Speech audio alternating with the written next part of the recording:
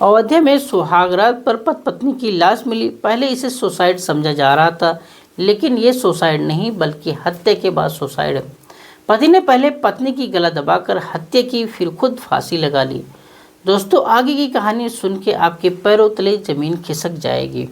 आखिरकार दूल्हा दुल्हन के साथ उस सुहागरात की रात में हुआ क्या था कि दोनों की मौत हो जाती है। दोस्तों, आगे बढ़ने से पहले आप सभी से गुजारिश है कि चैनल को लाइक और सब्सक्राइब कर लीजिए, ताकि इससे हमारा हौसला और बढ़ता रहे। दोस्तों, लगभग 1 साल पहले की बात है। उत्तर प्रदेश के एक छोटे से गांव में एक कार्यक्रम चल रहा था। गांव के लोग उत्साहित थे, हर तरफ रौनक थी। उसी कार्यक्रम में एक लड़की की नज़र एक लड़की पर पड़ी। जैसे ही उसने उस लड़की को देखा, वो बस उसे देखता ही रह गया।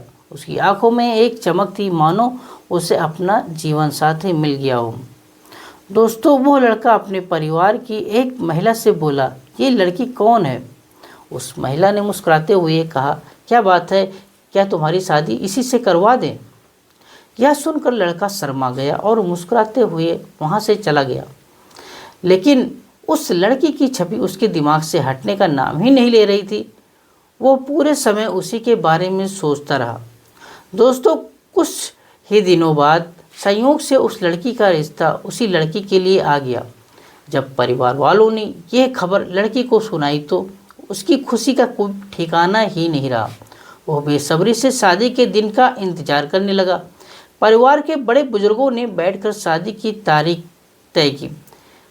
1 अप्रैल 2025 में शादी की योजना बनी, लेकिन बाद में सब ने सहमत बनाई कि शादी मार्च में ही कर ली जाए।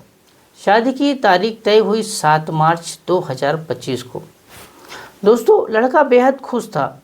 उसने घर को सुंदर बनाने के लिए महीनों पहले से तैयारियां शुरू कर दी। वो टाइल्स का काम करता था, इसलिए उसने अपने घर के हर कोने को खूबसूरती से सजाया। उसकी मेहनत साफ झलक रही थी। हर कोई उसकी लगन और उत्साह देखकर खुश था।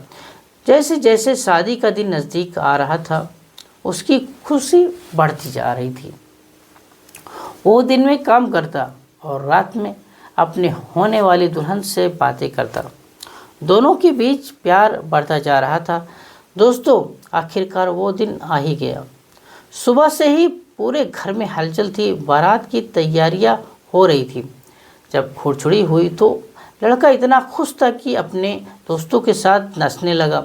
बारात जब लड़की के घर पहुंची तो वहाँ भी नाच गाना और उत्सव का माहौल था। शादी की रस्में पूरी हुई और 8 मार्च की सुबह 11 बजे बारात लड़की के घर से विदा हुई। दोस्तों, दोपहर 1 बजे के आसपास बारात लड़के के गांव पहुंची। वहां दुल्हन का अच्छे से स्वागत किया गया। शाम को पूजा हुई और रात में सभी महिलाओं ने ढोलक बजाकर शादी के गीत गाए। रात के 11 बजे तक यह उत्सव चलता रहा। दोस्तों, रात को 12:30 बजे दुल्हन को उसके कमरे में भेज दिया गया। थोड़ी देर बाद दूल्हा भी वहां पहुंचा। दोनों पहली बार अकेले थे, अपने नए जीवन की शुरुआत करने के लिए, लेकिन किसी को नहीं पता था कि यह रात उनकी जीवन की आखिरी रात होगी। अगला दिन निकलता है और पता चलता है कि दूल्हा और दुल्हन दोनों की ही मौत हो चुकी है। जैसे ही दरवाज़ा खुलता है, इसके बाद यह बात अब न केवल इस घर में थी बल्कि अखबारों में, न्यूज़ चैनलों पर हर जगह खबर फैल गई। ये खबर अब लोग ये जानने में जुट जाते हैं कि आखिरकार दूल्हा दुल्हन जब इतने खुश थे तो उनकी मौत का कारण क्या हो सकता है। दोस्तों, सुबह 6 बजे लड़की का बड़ा भाई दीपक सब्जी लेने के लिए जाने की तैयारी कर रहा था। जाते समय उसने दरवाजे पर दस्तक दी और कहा, छोटे जल्दी उठ जाओ, आज रिसेप्शन है। लेकिन कोई जवाब नहीं आया। जवाब न मिलने पर बड़ा भाई वहाँ से चला गया। लेकिन घर की महिलाएं जाग चुकी थीं। उन्होंने मजाक में कहा, लगता है आज दरवाज़ा जल्दी नहीं खुलेगा। लेकिन जब 7:30 बज गए तब भी दरवाज़ा नहीं खुला तो एक लड़के ने खिड़की से झाँक कर देखा। तो उसने देखने के बाद उसकी चीख निकल गई। दूल्हे फंदे से लटका हुआ था और दुल्हन बिस्तर पर बेसुध पड़ी थी। उस लड़की की चीख सुनकर पूरा घर इकट्ठा हो गया। जैसे ही माँ ने अपने बेटे को फंदे से लटका देखा, वो दहाड़ मारकर रोने लगी। बहनें, रिश्तेदार सभी चीख पुकार करने लगे। जल्दी से दरवाज़ा तोड़ा गया और दोनों को अस्पताल ले जाया गया। दोस्तों, डॉक्टर ने देखते ही कह दिया, बहुत देर हो चुकी है, दोनों की मौत हो गई है। दोस्तों, पुलिस ने शव को कब्जे में लेकर पोस्टमार्टम के लिए भेज देते हैं।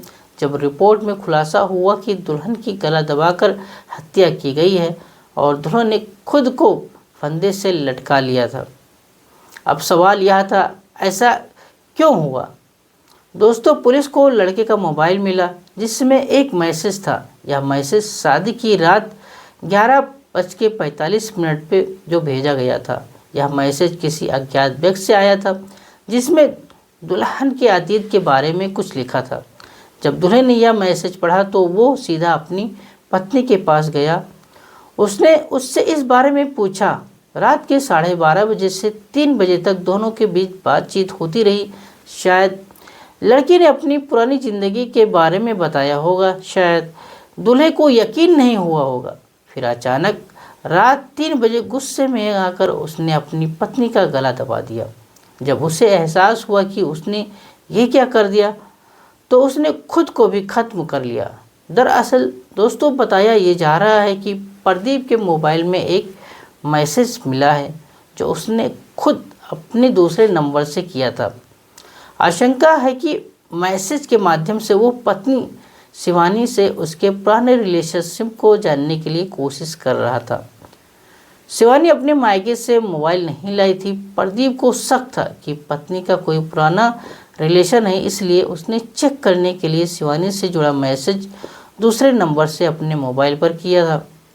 अभी तक की जांच में माना जा रहा है कि इसी को लेकर दोनों के बीच विवाद हुआ, लेकिन अभी तक क्लियर नहीं हुआ है कि मैसेज किसने किया था, जो कि घर वालों का दावा है कि प्रदीप के पास एक ही मोबाइल थे।